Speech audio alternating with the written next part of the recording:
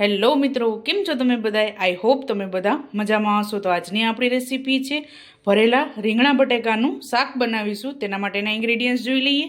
તો આપણે 250 ગ્રામ જેટલા રીંગણા લીધેલા છે, 4 નંગ મીડિયમ સાઇઝના બટેકા લીધેલા છે, 3 નંગ મીડિયમ સાઇઝની ડુંગળીની પ્યુરી અને 2 તીખા લીલા મરચાં અને લસણ. આ બધી વસ્તુને મેં હારે જ પીસી લીધું છે. અને 2 નંગ ટમેટાની પ્યુરી મીડિયમ સાઇઝના મેં ટમેટા લીધેલા છે. અને આપણે આ તીખો મીઠો ચેવડો આવે છે તે મેં ચેવડો લીધેલો છે. કોથમરી અને ગોળ ગળાશ માટે અને ખટાશ માટે આંબલી. આને ગરમ પાણી કરી અને મેં આંબલીને પલાળી લીધી છે. 2 ચમચી કશ્મીરી મરચું, સ્વાદ અનુસાર મીઠું, મીઠો લીમડો, ગરમ મસાલો, ધાણા જીરું 2 ચમચી, વઘાર માટે રાઈ, જીરું અને હિંગ અને 1 ટીસ્પૂન જેટલી હળદર લીધેલી છે. તો ચાલો રેસીપી સ્ટાર્ટ કરીએ. સૌપ્રથમ આપણે ચેવડાને પીસી લેશું. તો આપણે એક મિક્સર જાર લઈ લીધું છે, એમાં ચેવડો એડ કરીશું.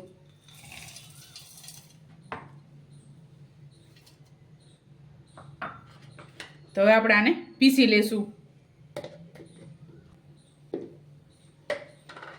તો આપણે આ પીસી લીધું છે, તો આને કાઢી લેશું.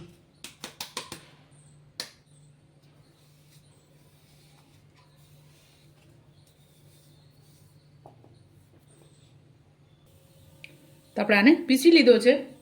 ત્યારબાદ કશ્મીરી મરચું એડ કરીશું. બહુ વધારે એડ નથી કરવાનું, કારણ કે આ ચેવડામાં પણ મસાલા આપણે રહેલા હોય છે.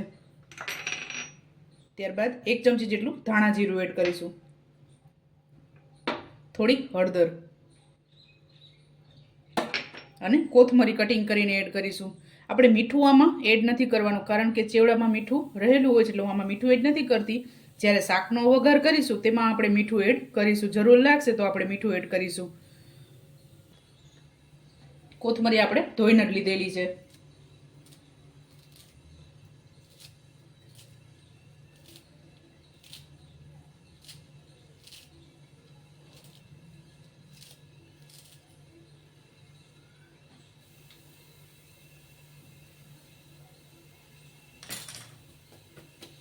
ત્યારબાદ થોડુંક તેલ એડ કરીશું, 2 ચમચી જેટલું.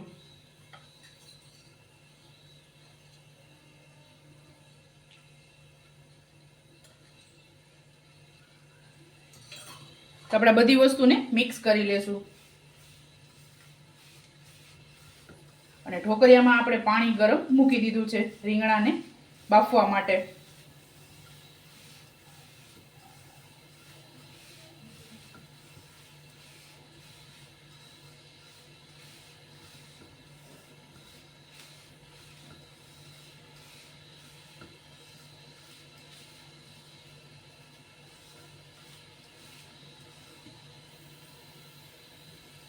તો આપણે મસાલો તૈયાર થઈ ગયો છે. તો હવે રીંગણામાં કટિંગ કરી અને આને ભરી લેશું. તો આપણે આ રીતે રીંગણામાં વચ્ચે કટ લગાવીશું.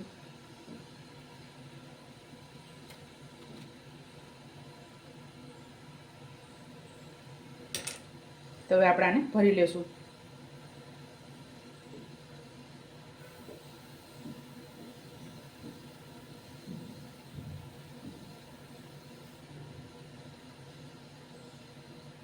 પછી આ રીતે આપણે એને દબાવી લેવાનું છે.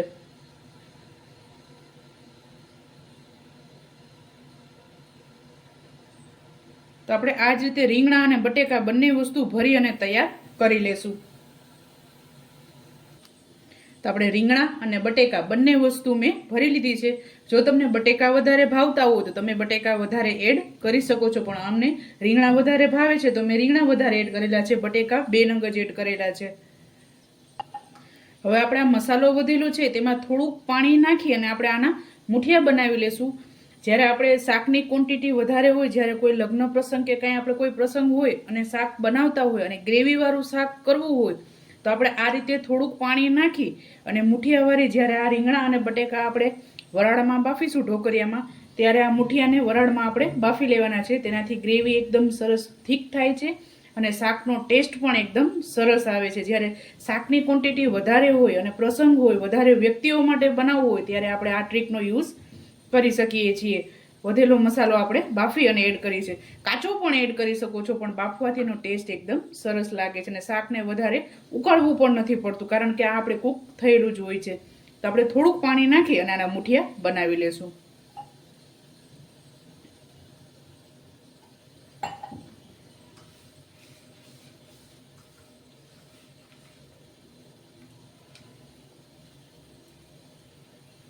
તો આપણે આ રીતે મુઠિયા બનાવી લેશું.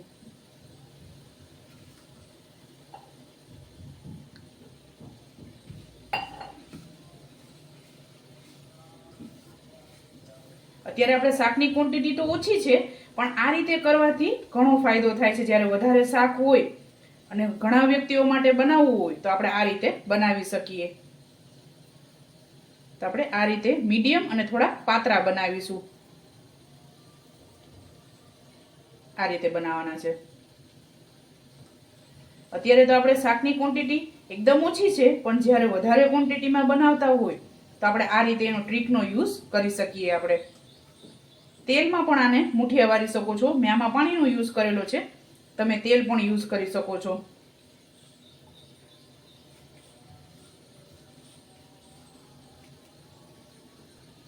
તો આપણે આ રીતે મુઠિયા બનાવી લીધા છે અને આપણું ઢોકળિયું પણ ગરમ થઈ ગયું છે. પાણી એકદમ સરસ ઉકળી ગયું છે.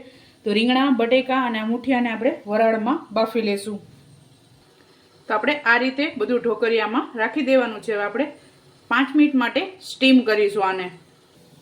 જ્યાં સુધી રીંગણા અને બટેકા બફાય છે ત્યાં સુધી આપણે આંબલીના ઠરિયા કાઢી અને આને મિક્સરમાં એકવાર પીસી લેશું.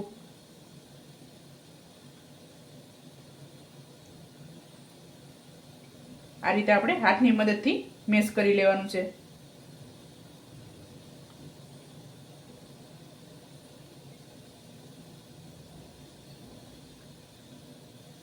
આંબલીથી શાકનો ટેસ્ટ એકદમ સરસ આવે છે. તમે લીંબુનો પણ યુઝ કરી શકો છો, પણ લીંબુ એકદમ ખાટું હોય છે. તો આ રીતે આંબલી શાકમાં નાખવાથી, આંબલી અને ગોળ નાખવાથી શાકનો ટેસ્ટ એકદમ ચેન્જ થઈ જાય છે અને ખાવાની પણ ખૂબ જ મજા આવે છે. એટલે આપણે લીંબુ અને ખાંડની જગ્યાએ આંબલી અને ગોળનો યુઝ કરવો ખૂબ જ સારો છે અને હેલ્થ માટે ગોળ ખૂબ જ ફાયદો કરે છે.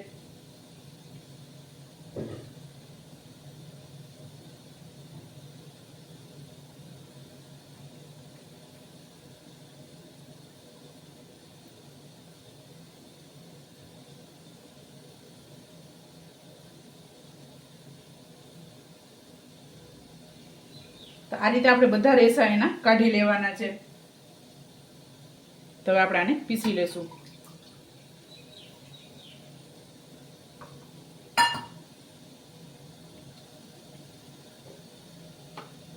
તો આપણે આંબલી પીસી લીધી છે, તો આને ગાળી લેશું.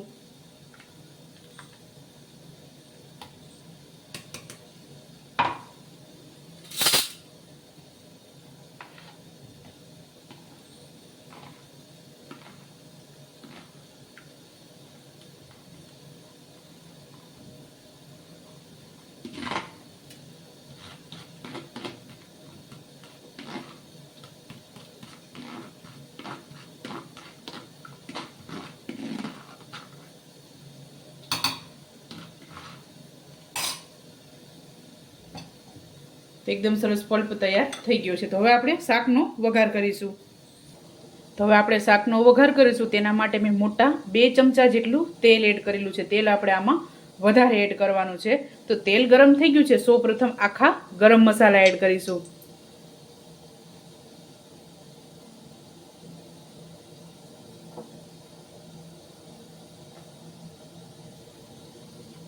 ત્યારબાદ રાઈ, જીરું અને હિંગ.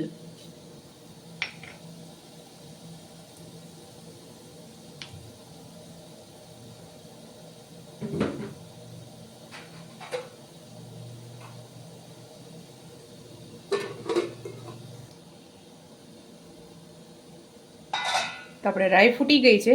ત્યારબાદ મીઠો લીમડો, ત્યારબાદ ડુંગળીની પ્યુરી, ત્યારબાદ ટમેટાની પ્યુરી એડ કરીશું.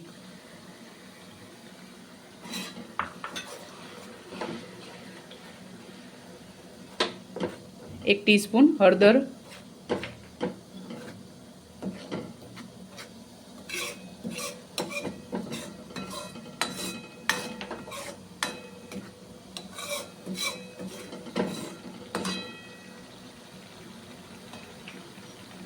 ધાણા જીરું 2 ચમચી,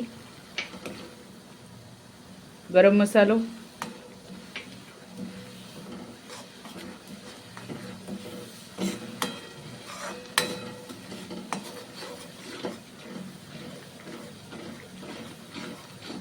આપણે ઢાંકણ ઢાંકી અને 2 મિનિટ પાકવા દેશું.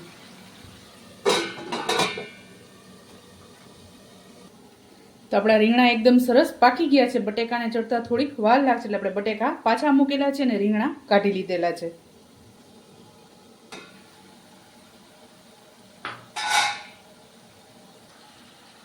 ત્યારબાદ કશ્મીરી મરચું એડ કરીશું.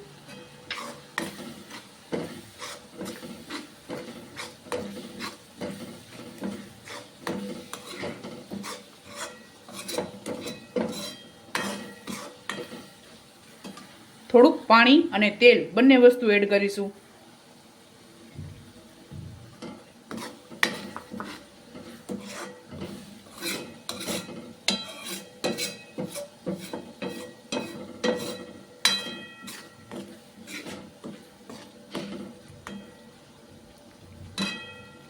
આપણે 2 મિનિટ મસાલાને ચડવા દેશું, તેલ છૂટું પડે ત્યાં સુધી.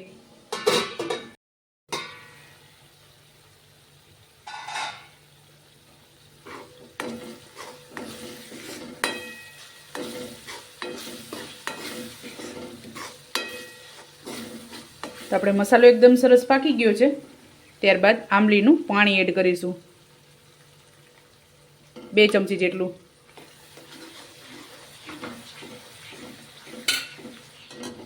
અને થોડુંક ગોળ એડ કરીશું, નાની 1 ચમચી. ત્યારબાદ આપણા મસાલાના મુઠિયા બનાવેલા હતા તે એડ કરી દેશું.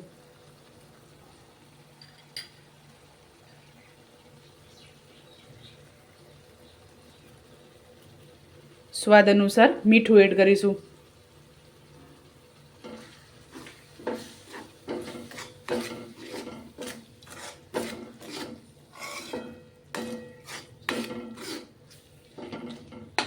થોડુંક પાણી એડ કરીશું.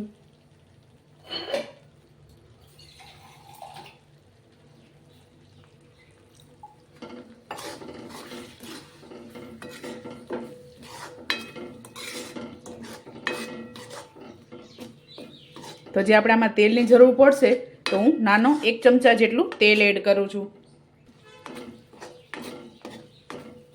તો મેં આમાં નાના 2 ચમચા જેટલું તેલ એડ કરેલું છે. હવે આપણે ટેસ્ટ કરી લેવાનું છે. મીઠાની જરૂર પડે તો આપણે મીઠું અને મીઠાશમાં ગોળની જરૂર પડે તો આપણે ગોળ એડ કરીશું. તો મેં થોડીક આમાં આંબલીનો પલ્પ એડ કરેલો છે. ગળાશ તો આપણે બરાબર હતી અને મીઠું અને આંબલી આ બંને વસ્તુ મેં એડ કરેલી છે આમાં. તો 2 મિનિટ ઢાંકણ ઢાંકી અને પાકવા દેશું.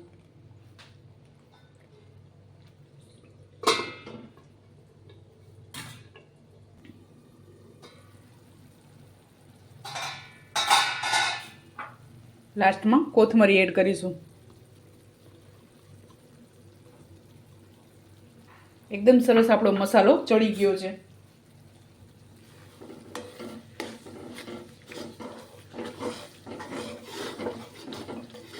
તો આપણે અડધા ગ્લાસ જેટલું પાણી એડ કરીશું.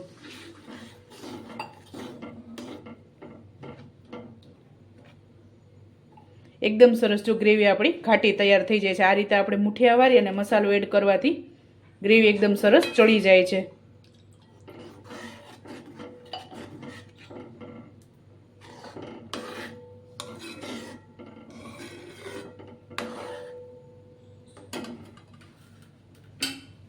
તો 2 મિનિટ પાણીને ઉકળવા દેશું. તો હવે આપણે બટેકા, રીંગણા બધી વસ્તુ એડ કરી દેશું.